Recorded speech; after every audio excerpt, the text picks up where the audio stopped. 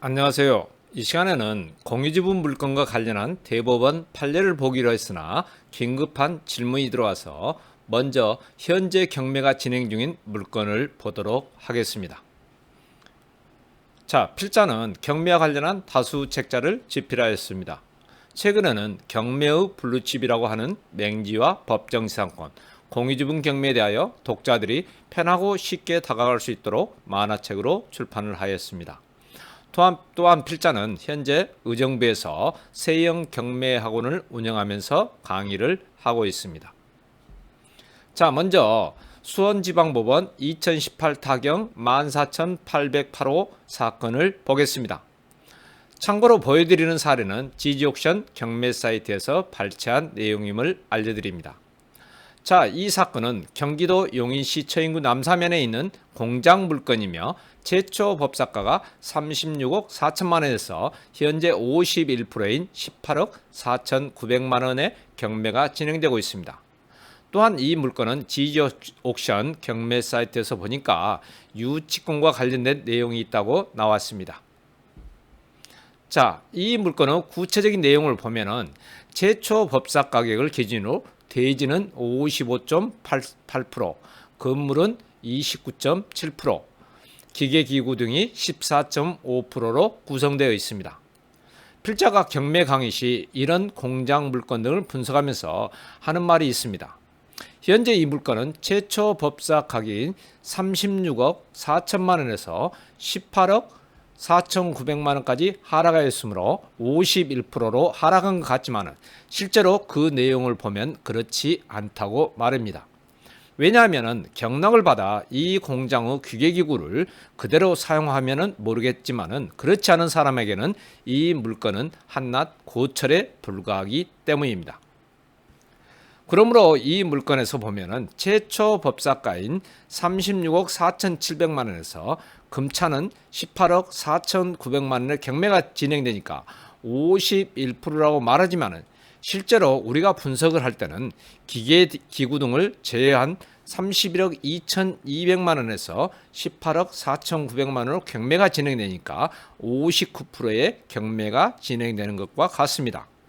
이 물건에서는 기계기구 등이 14.5%를 차지하고 있지만은 어떤 물건에서는 30%가 넘는 경우도 있어 공장 등의 물건에 입찰하실 때는 항상 이런 점을 염두에 두셔야 합니다.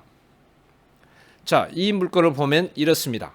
토지 면적이 1026평이나 상당히 넓은 공장입니다.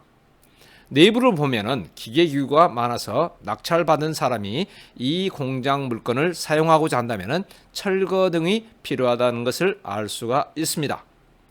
자, 지역 도면을 보면은 이렇게 공장이 위치해 있는 것을 알 수가 있고 진출입로는 이쪽입니다. 또한 임차인은 말소 기준 권리인 우리은행 동백역 지점의 2016년 4월 5일 근저당권보다 후순위이므로 경락자가 인수할 금액도 없고 인도 명령 대상자입니다. 그러므로 이 물건에서 문제가 되는 것은 유치권과 관련한 내용입니다. 그러나 지지옥션 사이트나 법원 경매 기록에서 보면은 유치권자인 강천종합건설에서 5억 원의 유치권을 신청했으나 채권자가 유치권 배제 신청을 하였고 승소 판결문을 받아서 법원에 제출했다는 것을 알 수가 있습니다. 이런 승소 판결문 등은 이해관계인이 아닌 우리가 열람을 할 수가 없으나 지지옥션 등의 유료 사이트에서는 이런 내용까지 올려놓아 편하게 볼 수가 있게 해놨습니다. 자, 채권자는 2018년 7월 20일 임의경매를 신청한 후 2018년 8월 29일 유치권자가 유치권을 신청하자 유치권 배제 신청 및 기일 변경 신청을 한 후에 2018년 11월 19일 유치권 부존재 확인의 소를 제기하여 승소 판결을 받았습니다. 그렇게 해서 유치권이 부존재하다는 판결을 받고 경매가 진행되는 것입니다. 이렇게 유치권이 존재하지 않는다는 판결이 나오게 된 것은 토지와 건물의 소유자, 즉 채무자가 근저당권을 설정하고 대출을 받을 당시 공사업자인 유치권자와 함께 미항공 건물 및 건물 및 토지를 이미 처분해도 좋다는, 즉 유치권 포기각서를 은행에 제출했기 때문입니다. 보통 은행에서는 이와 같이 공사 중인 건물에 대하여 대출을 하기 위해서 근저당권을 설정할 경우 채무자와 공사업자가 함께 포기각서를 제출해야 대출을 해주기 때문입니다. 그러므로 이 물건은 유치권 등과 같은 것으로 염려할 필요가 없이 경매에 임해도 되는 물건입니다. 자, 다음은 서울 동부지방법원 2017 타경 5680 경매 물건입니다. 이 물건은 지하 1층과 지상 3층 건물이 통으로 나온 물건입니다. 이 물건은 임차인이 많고 입안 건축물이라는 것이 분석의 핵심이라고 할 수가 있습니다.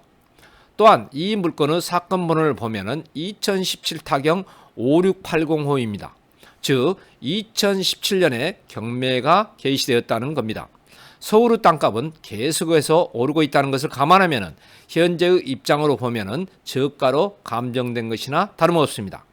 다시 말씀드리면 이 물건은 2017년 8월 8일 경매 개시를 했으나 소송으로 인하여 금차 12월 9일에 최초로 경매가 진행되는 물건입니다. 자, 보시는 바와 같이 임차인이 많습니다. 여기에서 말소 기준 권료는 최초 근저당권 설정일인 2002년 4월 24일 하나은행 근저당권입니다. 그러나 임차인들을 보면은 전부 다 말소 기준 권리 이후에 전입한 사람들이라 경락자가 인수할 금액은 없습니다. 또한 그림에서 보는 바와 같이 이 물건은 1층에 세븐일레븐 편의점이 있는 등 괜찮은 물건입니다. 자, 입안 건축물과 관련된 내용을 보겠습니다. 이 건물의 건축물 대장을 열람하면 이와 같이 입안 건축물이라고 나옵니다. 이럴 경우 도대체 어떤 부분을 입안하고 있는지를 보려면 건축물 대장의 맨 아래쪽에 그 내용이 나옵니다. 자, 이와 같이 건축물 대장에서 입안 내용을 확인해 보니까 1층에 5평방미터를 증축했고 4층에 15평방미터를 증축했다고 나옵니다. 만약 경락을 받은 사람이 이런 위반된 사항을 철거하면 아무런 문제가 없습니다. 그러나 보통 이런 내용은 큰 문제가 아니기 때문에 과태료를 부담하면서 계속 유지하는 경우도 많습니다. 참고로 말씀드리면 이렇게 위반 건축물로 나오면 은행 대출을 받는데 문제가 발생할 수도 있고 사업자 등록을 신규로 신청하는 경우 문제가 될 수도 있습니다. 자, 4층에 불법으로 증축한 부분이 이 부분임을 알 수가 있습니다. 또한 이 물건은 3호선 옥수역 인근에 위치하고 있는 것을 볼 수가 있습니다. 당초 이 시간에는 공유지분 경매와 관련한 판례를 방송할 예정이었으나 이 경매 물건의 분석을 요청하는 분이 있어서 부득이하게 변경을 하였습니다. 이제 다음 시간에는 공유지분 경매와 관련한 대법원 판례를 이야기하기로 하겠습니다. 자, 필자는 여러분들과 소통하기 위하여 평소에 여러분들이 궁금하게 생각했던 내용이나 방송을 해주었으면 하는 내용을 받아서 방송도 할 계획입니다. 방송을 원하시는 내용이나 주제를 올리시기 전에 구독과 좋아요를 꾹 눌러주시기 바라며 필자가 강의하고 있는 의정부 세영경매학원에 들리실 기회가 된다면 실제 강의를 한번 들어보시는 것도 환영합니다. 자, 이상으로 마치겠습니다. 감사합니다.